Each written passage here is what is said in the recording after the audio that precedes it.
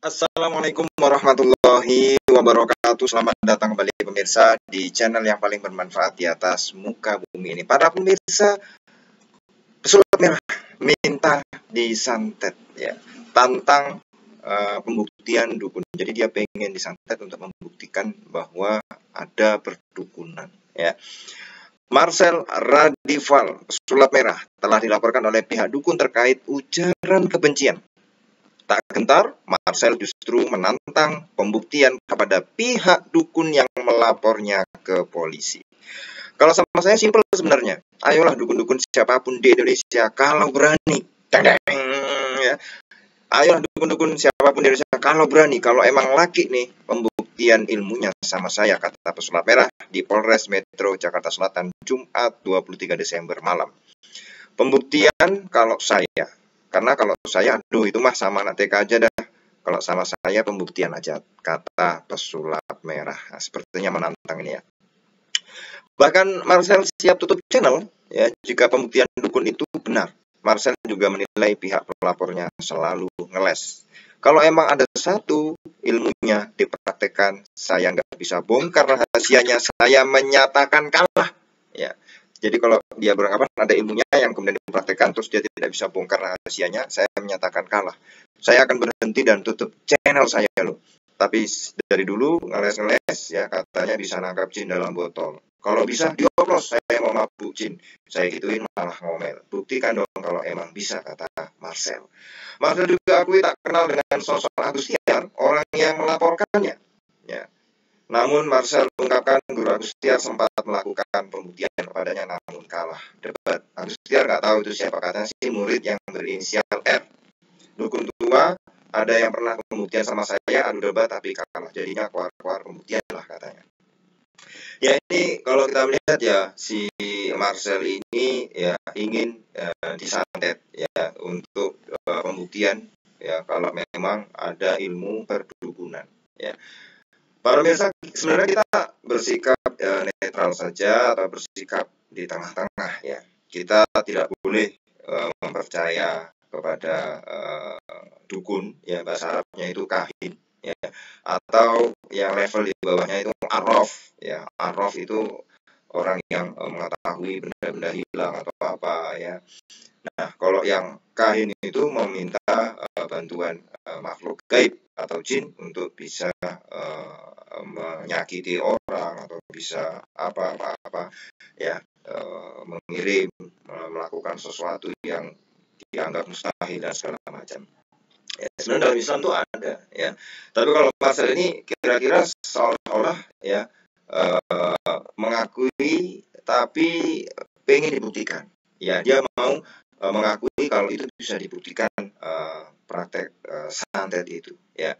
Maka kita juga tidak seperti Marcel yang seolah-olah tidak mengakui ya, bukan mengakui, tidak percaya kepada sesuatu yang gaib ya, karena dalam Islam sendiri pun ada. Kita lihat dalam Sirah Nabawiyah para pemirsa bahwa Rasulullah SAW pernah diguna-guna ya, yang itu buhulnya, ikatannya itu ditaruh di sumur tua dan itu diambil oleh para sahabat dan itu memang terjadi. Artinya ya Rasulullah sendiri ya pernah terkena itu ya. Nah, artinya apa? Bahwa apakah si Marcel ini tidak belajar Sirah Nabawiyah ya, bahwa ada pernah peristiwa itu terjadi pada zaman Rasul dan Rasulullah terkena itu ya. Nah, apakah Marcel ingin menganggap dirinya bahwa dia tidak bisa dikenai santet ya? Itu juga harus kita garis bawahi ya, seharusnya tidak untuk ditantang seperti itu, karena bisa jadi ya bisa kena betulan, bisa juga tidak. Ini sesuai dengan takdir daripada Allah Subhanahu wa taala. Tapi kalau kemudian ingin membuktikan bahwa itu tidak ada sama sekali ya, totally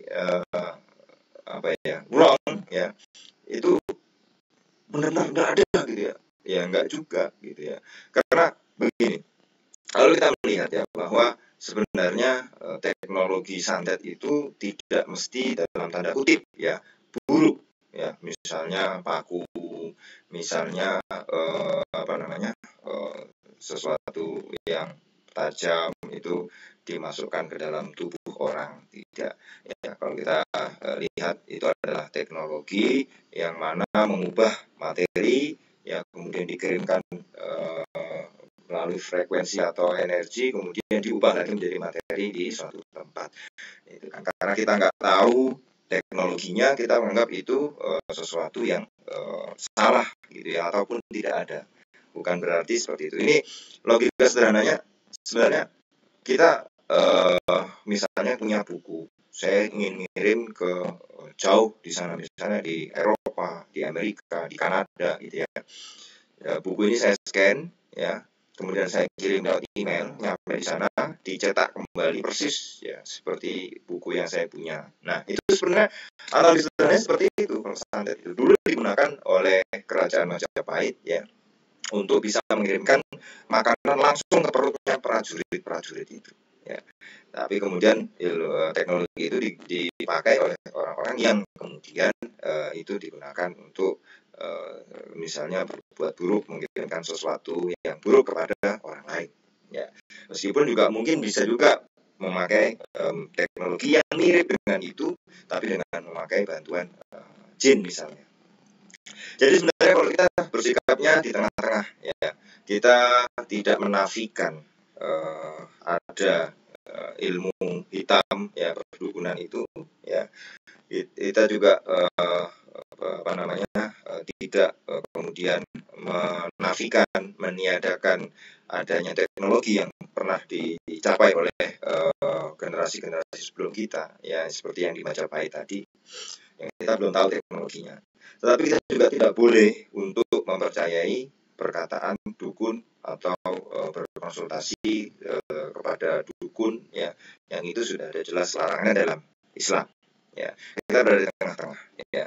Nah, si Marcel ini yang kemudian menantang untuk disantet sebenarnya adalah sesuatu yang menurut pribadi saya bisa jadi malah ingin menunjukkan bahwa ilmu perdukunan itu tidak ada ya, bahwa makhluk yang gaib seperti jin bisa jadi juga dia tidak akui, padahal ya, dalam Islam ya, yang gaib seperti jin itu juga ada, dia hidup bersama kita tapi di alam yang berbeda.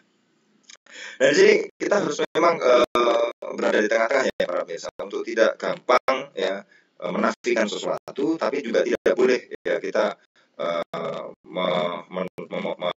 mendatangi dukun dan mempercayai bahwa dia punya kekuatan ya yang bisa di luar atau di atas rata-rata ya. Itu tidak kita percayai. Kalau para ulama mengklasifikasikan dukun ya, kahin ya, itu ada 3.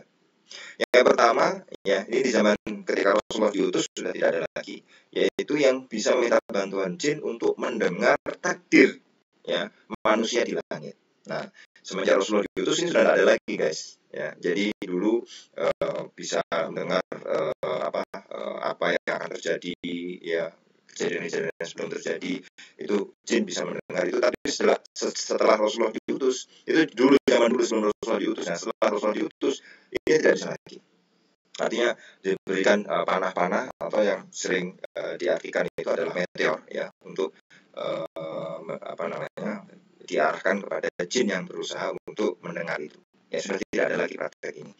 Yang kedua adalah kahin yang kemudian meminta bantuan jin untuk melakukan sesuatu ya. Yang ketiga adalah ini dukun yang sifatnya arraf ya, yang sok tahu lah ya, yang sok tahu ya, yang dia tidak meminta bantuan jin tapi seolah-olah mengerti ya. Yang ini juga kadang ya benar, kadang juga tidak, tapi kita tidak untuk mempercayai kalau itu benar gitu ya. Kalau kahin meminta bantuan jin yang mungkin bisa juga benar, tapi kita juga tidak dibolehkan untuk mempercayainya. Jadi memang kita ini harus betul-betul berada di tengah-tengah ya. Kita juga tidak boleh mengatakan itu tidak ada ya, karena memang ada. Para ulama pun mengklasifikasikan seperti itu berarti kan mengakui gitu ya. Tetapi juga kita tidak boleh kalau itu ada terus kita datangi dukun itu meminta bantuan yang itu, bahkan kalau kita meyakini bantuan itu datang dari dukun itu bisa sampai ke kafir ya, derajat kafir itu ya. Tetapi kalau kita tetap meyakini bahwa itu dari Allah, tapi kita minta bantuan pun, itu pahala sholat kita selama 40 hari tidak ada pahalanya. Jadi ya para pemirsa ya, tidak etis atau tidak layak untuk menantang-nantang seperti itu ya, karena kita tidak tahu kejadian kedepannya bagaimana. Jadi untuk Marcel ya silahkan untuk menarik ucapannya itu, tapi kalau tetap kekeh ngotot pengen disantet ya, ini di luar tanggung jawab siapapun gitu ya. Karena ya ada orang yang mengatakan kalau kita nggak percaya kita nggak kena gitu ya. Apakah kemudian kita ingin menafikan bahwa tidak ada sesuatu yang ada yang bersifat goib, misalnya bangsa jin, makhluk jin ya kan, kita sampai seperti itu kan kebablasan juga. Jadi artinya ya itulah memang bagaimanapun juga kita harus berada di tengah-tengah wasatiyah ya, yang kita melihat bagaimana para ulama sendiri berhasil ya untuk bersikap hati-hati di tengah-tengah ya, tidak condong ke sana, condong ke sini, kita di tengah-tengah. Nah, para ulama mengajarkan itu, maka kita tahu, kita ngikut ulama saja ya. Baik para pemirsa ya, mudah-mudahan bermanfaat ya. Tapi kalau Anda tetap tidak setuju, silahkan tulis di kolom komentar. Kalau Anda setuju, tulis juga di kolom komentar. Kita ketemu lagi di video selanjutnya. Wassalamualaikum warahmatullahi wabarakatuh.